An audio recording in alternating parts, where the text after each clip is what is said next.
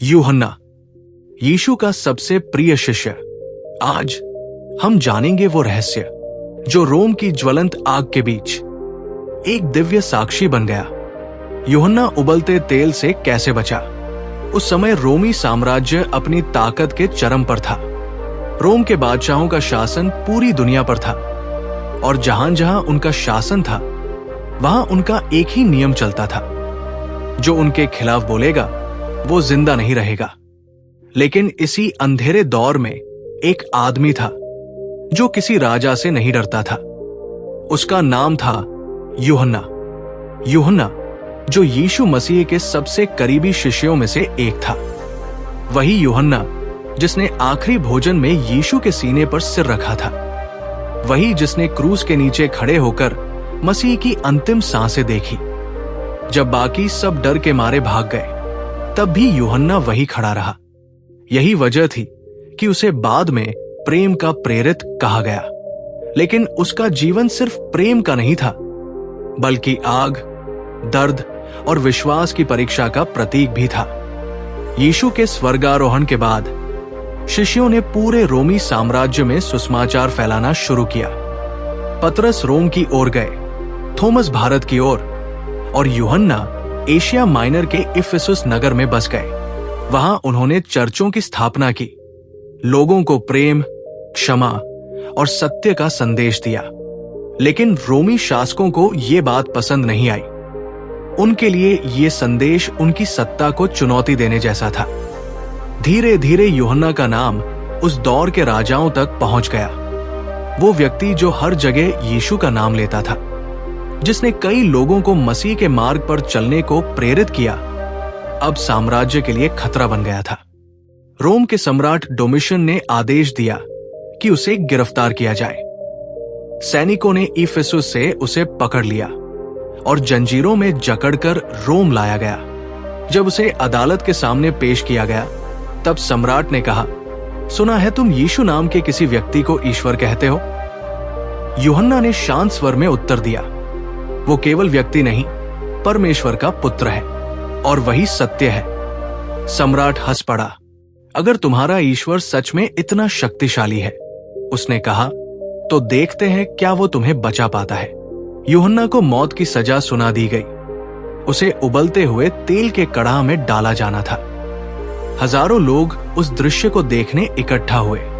रोमी सैनिकों ने बड़े लोहे के बर्तन में तेल भरा और आग पर रख दिया। धीरे धीरे तेल खौलने लगा और उसकी लपटें दूर से दिखाई देने लगी।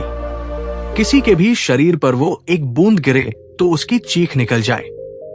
लेकिन उस दिन इतिहास कुछ और लिखने वाला था। सैनिकों ने यूहन्ना को बांधकर कड़ाह के पास लाया। भीड़ में सन्नाटा छा गया। सम्राट अपनी कुर्सी पर बैठा मुस्कुरा रहा था। उसने इशारा किया। सैनिकों ने यूहन्ना को उबलते तेल में फेंक दिया। एक पल के लिए लगा जैसे सब खत्म हो गया, लेकिन अगले ही पल जो दृश्य सामने आया उसने सबको स्तब्ध कर दिया। तेल खौल रहा था, लपटें उठ रही थी, लेकिन यूहन्ना शांत था। उसका शरीर जल नहीं रहा था। उसके चेहरे पर कोई दर्द नहीं था। वो वही खड़ा था, जैसे कोई गर्म झरने में स्नान कर रहा हो। उसके होठों पर मुस्कान थी। उसकी आंखें ऊपर आकाश की ओर उठी हुई थी। सम्राट हैरान रह गया। सैनिकों ने आग बढ़ाई, पर कुछ नहीं बदला। भीड़ में से किसी ने कहा, यह तो चमत्कार है। कई लोगों के दिलों में उस दिन विश्वास का बीज बोया गया।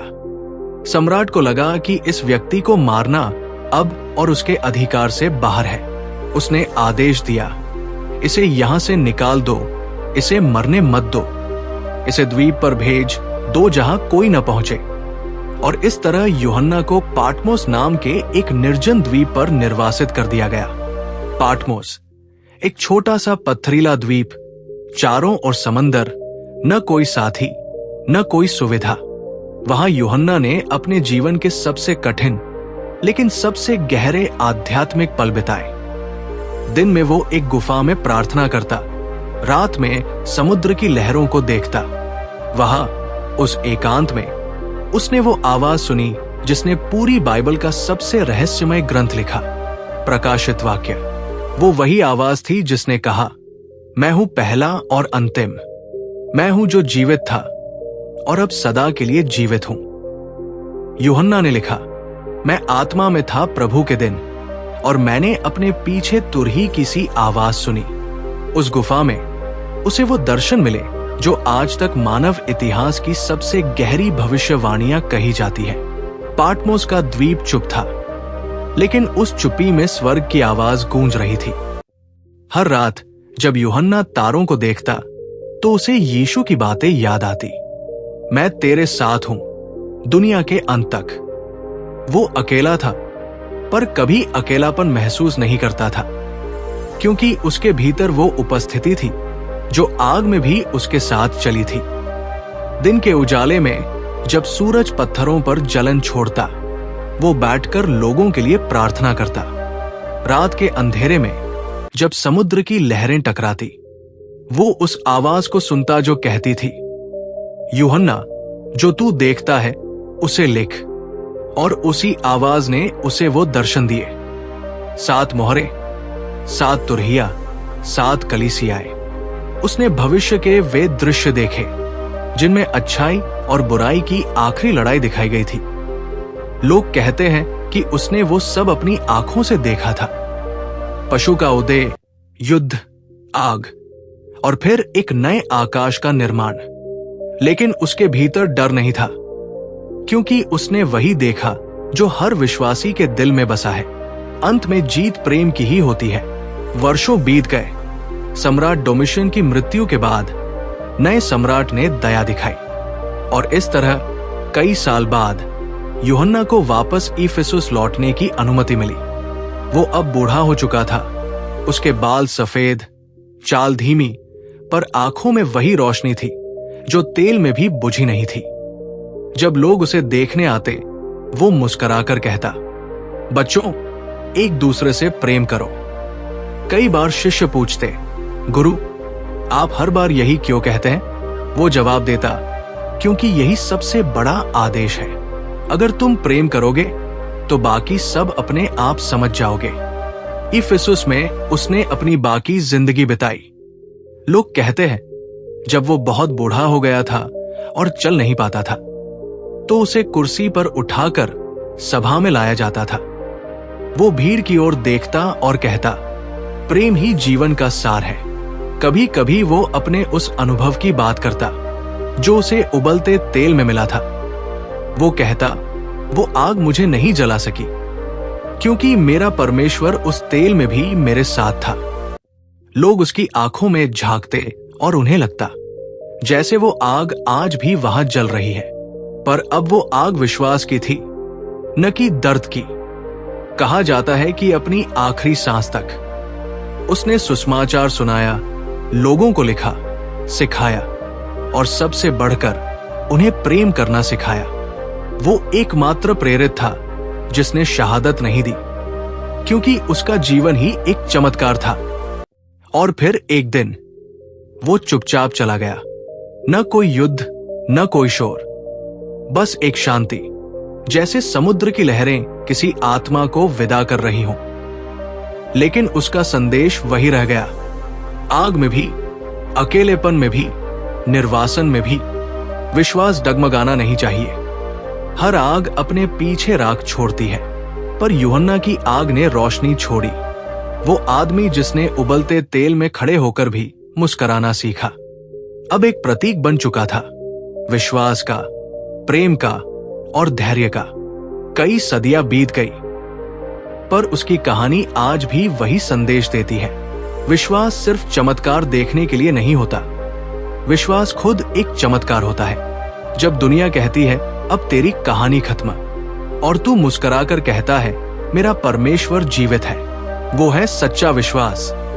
यूहन्ना की कहानी सिर्फ उस दौर की नहीं, हर उस इंसान की कहानी है जो आज भी दर्द में, परीक्षा में किसी अदृश्य शक्ति पर भरोसा रखता है।